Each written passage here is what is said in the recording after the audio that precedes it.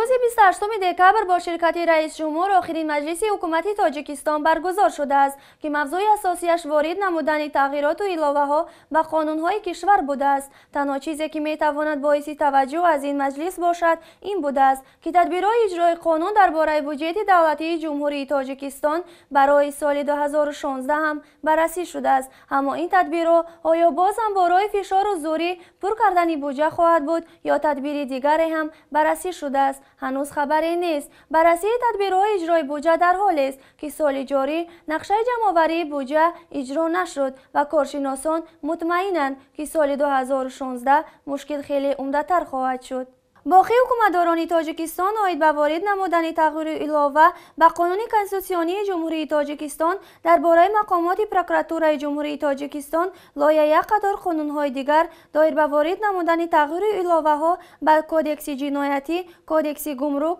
کودکس انداز، کودکس مرافعه‌ای جنایتی، کودکس حقوق ویرانکنی مأموری، به قانون‌ها درباره معارف، درباره مقامات امنیتی ملی، درباره سیستم اجرای جزایی جنایتی، درباره اگنتی نظارت دولتی مالیوی و مبارزه با کروپسیا، درباره مسئولیت پدر و مادر در تعلیم و تربیت فرزند، درباره علاقه برقی و درباره مربوطات دوری و دیگر واسطه‌های اخباری عامه را دیده برآمده به مجلس نمایندگان پیشنهاد نمودند. به ملاحظه گفتن ممکن است این پیشنهادها در پارلمان بدون هیچ بررسی تصدیق و قبول خواهند شد، زیرا تاریخ صاحب استقلالی تاجیکستان یاد ندارد که حکومت لایحه قانونی را پیشنهاد کرده باشد و پارلمان رد کرده است.